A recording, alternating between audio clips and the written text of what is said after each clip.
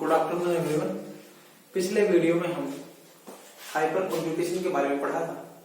उससे आगे हम इलेक्ट्रोमैग्नेटिक इफेक्ट को इस वीडियो में देखेंगे।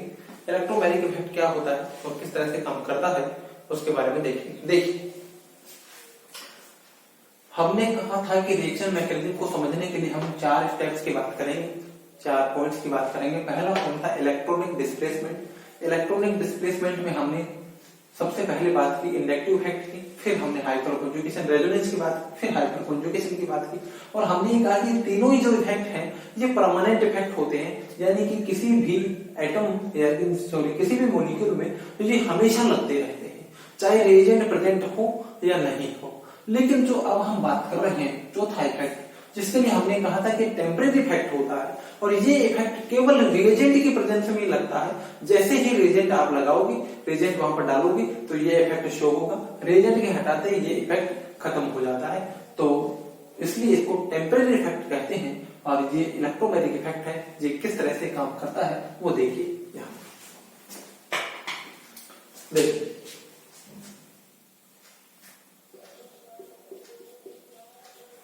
ये कोई भी ग्रुप है, मॉलिक्यूल है, इसमें डबल बॉन्ड बना हुआ है और इस पर जैसे ही हमने यहाँ पर इलेक्ट्रोफाइल या न्यूक्लियोफाइल यानी कि कोई भी रिएजेंट इसको दिया, रिएजेंट के देते ही रिएजेंट की प्रेजेंस में ये जो बॉन्ड के इलेक्ट्रॉन है ये किसी भी एक तरफ, यानी कि या तो इधर या इधर, देखिए मैं इसको बना रहा हूं, या तो इधर यानी बी पर नेगेटिव चार्ज और ए पर पॉजिटिव चार्ज, और या इधर ए पर नेगेटिव चार्ज और बी पर पॉजिटिव चार्ज, किसी भी एक डायरेक्शन में क्या हो जाते हैं, शिफ्ट हो जाते हैं। या तो ये यो शिफ्ट हो सकते हैं या फिर ये यो शिफ्ट हो सकते हैं। दो ही संभावनाएं इसमें बन सकती है। ठीक, कि कोई रिएजेंट था जिसमें डबल बॉन्ड था, उसको सबस्ट्रेट था जिसमें डबल बॉन्ड था, उसको जैसे ही रिएजेंट हमने दिया, रिएजेंट के देते ही उसके पाई इलेक्ट्रॉन जो है वो किसी एक एटम की तरफ मूव कर गए हैं और एक एटम की तरफ मूव करने से एक जिस एटम की वो रुक गए हैं उस पर पॉजिटिव चार्ज आ गया, तो नेगेटिव चार्ज आ गया है, और जिस एटम की तरफ से वो गायब हुए हैं, जिस एटम पे नहीं गए हैं उस पर क्या आ गया, पॉजिटिव चार्ज आ गया है। तो ये इफेक्ट जो है, ये जैसे ही फिर हमने इसको हटाया वैसे ही ये वापस अपनी ओरिजिनल पोजीशन पे आ जाता है और वो वापस से वहां पर डबल बॉन्ड बन जाता है। ये इफेक्ट कहलाता है इलेक्ट्रोमैग्नेटिक इफेक्ट। जब रिएजेंट लगाएंगे तो ही ये दिखाई देगा, वापस जैसे जाएंगे, रिएजेंट जैसे हटा लिया हमने तो ये इफेक्ट भी खत्म और मॉलिक्यूल अपने ओरिजिनल पोजीशन पे पहुंच जाता है। तो इसलिए एक परमानेंट इफेक्ट नहीं होकर के टेम्परेरी इफेक्ट है। चलिए आगे बात करते हैं इसकी। ये इफेक्ट 2 तरह का होता है। इलेक्ट्रोमैग्नेटिक इफेक्ट कितने तरह का होता है? 2 तरह का होता है। एक होता है प्लस ई और एक होता है माइनस ई। इसको दरअसल ई से रिप्रेजेंट करते हैं। किससे रिप्रेजेंट करते हैं? ई से रिप्रेजेंट करते हैं। पहला अक्षर ई है इलेक्ट्रोमैग्नेटिक का, उसमें इंडक्टिव में पहला अक्षर आई था तो उसको आई से रिप्रेजेंट कर रहे थे। रेजोनेंस में पहला अक्षर आर था तो आर से रिप्रेजेंट कर रहे थे। हाइपर कॉन्जुगेशन में पहला लेटर जो है वो एच था तो प्लस एच और माइनस एच यानी एच से रिप्रेजेंट कर रहे थे। यहाँ पर इसमें इलेक्ट्रोमैग्नेटिक इफेक्ट में पहला लेटर जो है वो ई है, इसलिए इसे प्लस ई और माइनस ई से रिप्रेजेंट कर रहे हैं। अब देखिए प्लस ई क्या होता है, माइनस ई क्या होता है। देखिए, अगर कोई भी, अब विद एग्जांपल ही हम इसको जो है वो समझ लेंगे। देखिए कि सी डबल बॉन्ड सी, इसको जैसे ही इलेक्ट्रोफाइल दिया, देखिए ध्यान देना ये प्लस ई लिखा है। ये प्लस ई का मतलब है पॉजिटिव वाला इलेक्ट्रोमैग्नेटिक इफेक्ट, माइनस ई का मतलब है नेगेटिव वाला इलेक्ट्रोमैग्नेटिक। ये इलेक्ट्रोमैग्नेटिक इफेक्ट का टाइप है। और ई के ऊपर प्लस चार्ज लगाया मतलब ये इलेक्ट्रोफाइल है। ये क्या है? इलेक्ट्रोफाइल। इलेक्ट्रोफाइल क्या होते हैं वो मैं आपको आगे समझा दूंगा। तो ये इलेक्ट्रोफाइल है ना, इलेक्ट्रॉन इसमें है। तो देखिए इस बॉन्ड के इलेक्ट्रॉन किसी एक तरफ चले जाएंगे, माना कि ये इस तरफ आ गए, इस तरफ आते ही ये सी सिंगल बॉन्ड सी रह गया और यहाँ पर क्या आ गया, नेगेटिव चार्ज, यहाँ पर क्या आ गया, पॉजिटिव चार्ज। अब आप ये बताइए कि ये ऐसी स्पीसीज है जिस पर पॉजिटिव चार्ज है तो वो इस कार्बन से जुड़ेगी या इस कार्बन से जुड़ेगी? तो वो हमेशा इस कार्बन से जुड़ेगी नेगेटिव चार्ज स्पीसीज से, क्योंकि नेगेटिव चार्ज पॉजिटिव चार्ज को अट्रैक्ट करता है और पॉजिटिव चार्ज नेगेटिव चार्ज को अट्रैक्ट करता है। सेम चार्जेस एक दूसरे को अट्रैक्ट नहीं करते हैं, यानी सेम चार्जेस के बीच में बॉन्ड नहीं बन सकता है, यानी कि नेगेटिव नेगेटिव के बीच में बॉन्ड नहीं बन सकता है, पॉजिटिव पॉजिटिव के बीच में बॉन्ड नहीं बन सकता है, बॉन्ड हमेशा पॉजिटिव और नेगेटिव के बीच में ही बन सकता है। तो ये नेगेटिव चार्ज जो है इस स्पीसीज को जो है अट्रैक्ट करेगा और ये इलेक्ट्रोफाइल यहाँ पर अट्रैक्ट करेगा, तो ये यहाँ पर जुड़ जाएगा इलेक्ट्रोफाइल, ठीक है। तो ये यहाँ पर जुड़ गया और यहाँ पर क्या आ गया, पॉजिटिव चार्ज आ गया। तो देखिए ये इलेक्ट्रॉन जो है वो इधर से इस कार्बन पर शिफ्ट हुए और उसी कार्बन पर रेजेंट जुड़ गया, उसी कार्बन पर क्या हुआ, रेजेंट जुड़ गया। तो जिस कार्बन की ओर इलेक्ट्रॉन शिफ्ट होते हैं, यानी जिधर इलेक्ट्रॉन की शिफ्टिंग होती है, अगर उधर ही रेजेंट जुड़ता है तो उसे हम प्लस ई कहते हैं, प्लस जो है प्लस वाला इलेक्ट्रोमैग्नेटिक इफेक्ट कहते हैं। दूसरा एग्जांपल इधर देखिए आप, दूसरा example C double bond O है और इसको हमने न्यूक्लियोफाइल दिया, NU माइनस का मतलब है न्यूक्लियोफाइल, नाभिक स्नेही क्या होता है ये हम बताते हैं बाद में, अगली क्लास में जो है इसको हम डिस्कस कर लेंगे। देखिए तो ये बॉन्ड के इलेक्ट्रॉन इधर से इधर जाएंगे, बोल सकते इधर ही क्यों जाएंगे, अरे इधर इसलिए जाएंगे क्योंकि ऑक्सीजन की इलेक्ट्रोनेगेटिविटी कार्बन से ज्यादा होती है, इसलिए ये इलेक्ट्रॉन को अपनी ओर खींच लेगा। खींचने से यहाँ पर नेगेटिव और यहाँ पर क्या आ जाएगा, पॉजिटिव चार्ज आ जाएगा। देखिए कार्बन और ऑक्सीजन के बीच में एक बॉन्ड रह गया है, कितना, एक बॉन्ड रह गया, ऑक्सीजन पर नेगेटिव, कार्बन पर आएगा पॉजिटिव चार्ज, तो उस पॉजिटिव चार्ज पर ये नेगेटिव चार्ज स्पीसीज जुड़ जाएगी NU, और ये लीजिए NU इस पे जुड़ गया, तो ये यहाँ जुड़ गया। अब यहाँ देखिए रेजेंट उस एटम पर जुड़ रहा है, क्या मैं ऐसे कह सकता हूं, दोबारा से सुनिए इसको, कि सब इस स्थिति में जिधर इलेक्ट्रॉन जा रहे हैं, जिधर इलेक्ट्रॉन का मूवमेंट है, उस एटम पर न्यूक्लियोफाइल या रेजेंट नहीं जुड़ता है, बल्कि उससे दूसरे वाले एटम पर जुड़ता है, तो इसे हम माइनस ई वाला प्रभाव कहते हैं। यानी इलेक्ट्रॉन की शिफ्टिंग जिधर हो उधर ही रेजेंट जुड़ जाए तो प्लस ई, और इलेक्ट्रॉन की शिफ्टिंग जिधर हो उधर के बजाय दूसरी साइड में दूसरे एटम पर अगर रेजेंट जुड़ता है तो उसको कहते हैं माइनस ई इफेक्ट। तो ये है इलेक्ट्रोमैग्नेटिक इफेक्ट, तो ये फोर्थ टाइप का इफेक्ट था। चलिए इसी के साथ इफेक्ट जो है वो खत्म हुई, इलेक्ट्रॉनिक डिस्प्लेसमेंट खत्म हुआ। अब उसके बाद में नेक्स्ट पॉइंट है बॉन्ड क्लीवेज।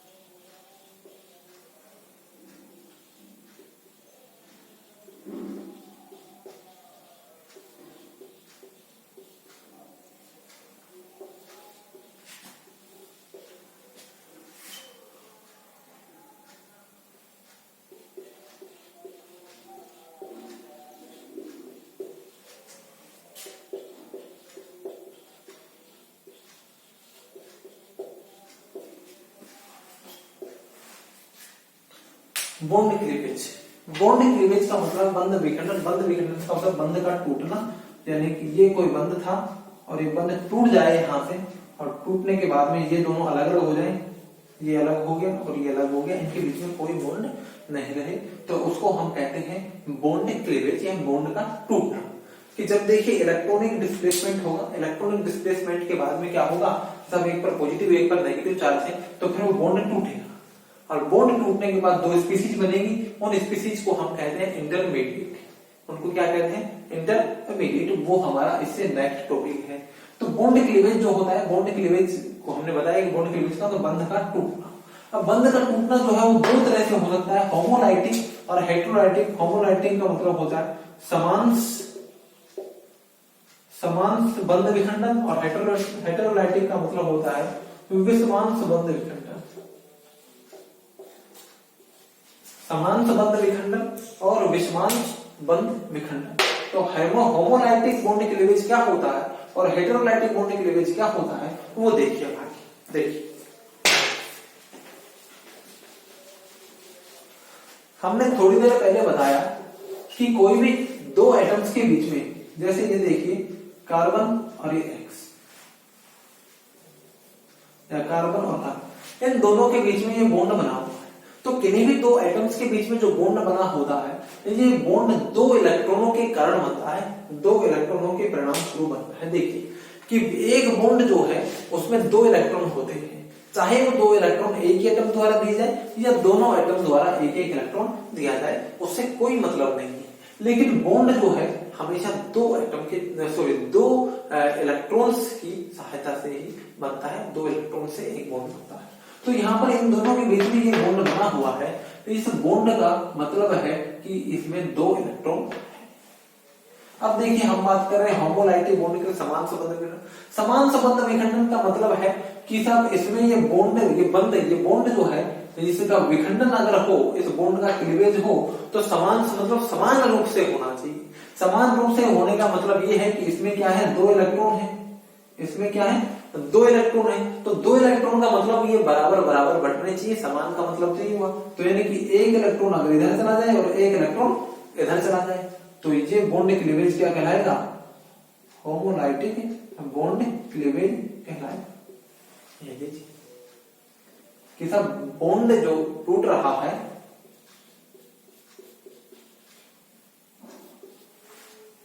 या मैं इसको ए शो कर दूं ना, समस्या नहीं आएगी। सब एक जैसे एटम है, इसलिए कोई भी किसी को नहीं खींच रहा है बॉन्ड। तो अगर ये बॉन्ड टूटे तो इसका एक इलेक्ट्रॉन इसमें चला जाए और इसका एक इलेक्ट्रॉन इसमें चला जाए, क्योंकि एक बॉन्ड में दो इलेक्ट्रॉन होते हैं। और सब दो बॉन्ड है, अरे दो में से एक ही टूटा है, देखिए एक, तो ऐसे ही कहते हैं एक टूट गया तो एक बॉन्ड इलेक्ट्रॉन यहाँ और एक इलेक्ट्रॉन यहाँ चला दिया। तो जब बॉन्ड समान संबंध विखंडन होमोलाइटिक बॉन्ड क्लीवेज होता है, तो दोनों एटम पर एक एक इलेक्ट्रॉन चले जाते हैं और ये बनने वाली स्पीसीज जो है वो क्या कहलाएंगी, रेडिकल्स कहलाते हैं। मैंने अभी आप लोगों को बताया था कि जब किसी भी एटम पर अगर एक और इलेक्ट्रॉन होता है तो उसको हम क्या कहते हैं, रेडिकल कहते हैं। तो यानी कि होमोलाइटिक बॉन्ड क्लीवेज से रेडिकल बनते हैं, और ये जो बनने वाली स्पीसीज है ये रेडिकल्स है, ये क्या है, इंटरमीडिएट है। इंटरमीडिएट यानी होमोलाइटिक बॉन्ड के लिए से जब जो इंटरमीडिएट बनेंगे, उन इंटरमीडिएट को हम क्या कहेंगे, रेडिकल कहेंगे। ये देखिए ये होमोलाइटिक बॉन्ड क्लीवेज जो होता है वो या तो हाई टेम्परेचर पर होता है, भाई बॉन्ड तोड़ने के लिए एनर्जी चाहिए तो एनर्जी देनी पड़ेगी, तो या तो हाई टेम्परेचर पर होगा, बहुत ज्यादा उसको जो है ताप बढ़ाए, या फिर लाइट की प्रेजेंस में होगा, यानी एच मतलब उसको फोटोकेमिकल फोटोन अपन दें, प्रकाश उसको दे, लाइट उसको दे, तो लाइट से भी जो है होमोलाइटिक बॉन्ड क्लीवेज हो जाता है। या फिर रेडिकल इनिशिएटर देना पड़ेगा, ऐसा कोई एजेंट जो रेडिकल्स बनाता हो, ऐसी कोई चीज को देनी पड़ेगी। तो रेडिकल्स बनाने के लिए होमोलाइटिक बॉन्ड क्लीवेज के लिए हाई टेम्परेचर या फिर उसको लाइट देनी पड़ती है। हाइड्रोलाइटिक बॉन्ड क्लीवेज क्या होता है, देखिए C कार्बन और ये कोई X उसके साथ जुड़ा हुआ है, कार्बन है और उसके साथ X को जुड़ा हुआ, माने कि इस X की जो है वो इलेक्ट्रोनेगेटिविटी जो है वो कार्बन से क्या है, ज्यादा है। तो ज्यादा है तो जब ये बॉन्ड टूटेगा तो इस बॉन्ड के दोनों इलेक्ट्रॉन ये X की तरफ ही चले जाएं, तो देखिए कार्बन पर आ जाएगा पॉजिटिव चार्ज और X पर आ जाएगा नेगेटिव चार्ज। हम उस स्थिति की बात कर रहे हैं इसमें जिसमें X की इलेक्ट्रोनेगेटिविटी ज्यादा है। अगर कार्बन की ज्यादा हो तो कार्बन पे नेगेटिव चार्ज आ जाएगा, उसमें तो कोई बड़ी बात है नहीं कि जिसकी इलेक्ट्रोनेगेटिविटी ज्यादा होगी उस पर तो नेगेटिव चार्ज आ जाएगा, और जिसकी इलेक्ट्रोनेगेटिविटी कम होगी उस पर क्या आ जाएगा, पॉजिटिव चार्ज आ जाएगा।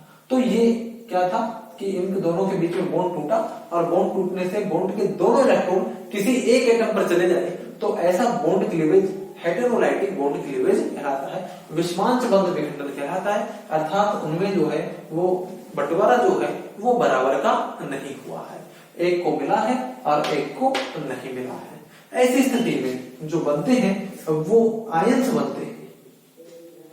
क्या बनते हैं, आयंस बनते हैं। और अगर ऐसा आयन बनता है जिसमें कार्बन पर पॉजिटिव चार्ज हो तो उसको हम कहते हैं कार्बोकैटायन।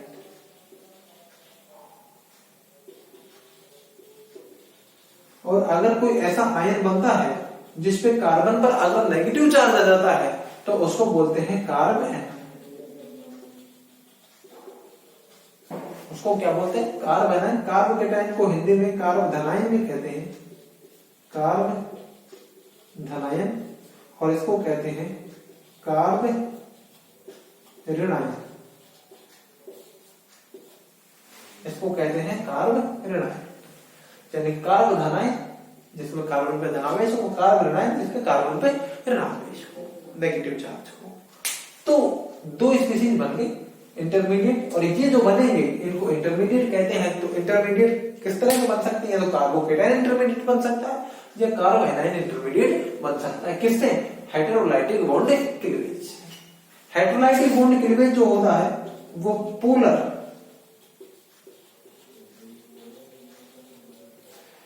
सॉल्वेंट की प्रेजेंस में होता है।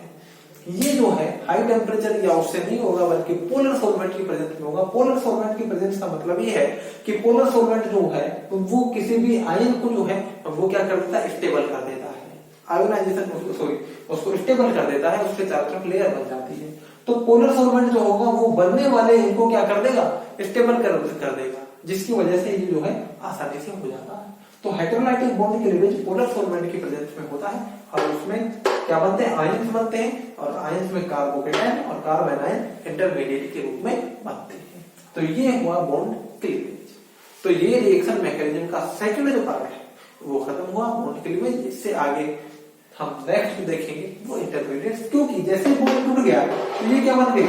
रेडिकल बन गए, इंटरमीडिएट्स बन गए। कार्बोकेटायन इंटरमीडिएट है, कार्ब एनायन भी इंटरमीडिएट है, तो इंटरमीडिएट बन गए। इन इंटरमीडिएट्स की स्टेबिलिटी की बात हम लोगों ने पहले ही कर ली है जब इंडक्टिव इफेक्ट हमने हाइपर कॉन्जुगेशन और रेजोनेंस पढ़ा था। तो हमने कहा था कि पॉजिटिव चार्ज और रेडिकल्स की स्टेबिलिटी को जो है वो प्लस आई, यानी इंडक्टिव इफेक्ट प्लस आई, और हाइपर कॉन्जुगेशन प्लस एच, और रेजोनेंस प्लस आर।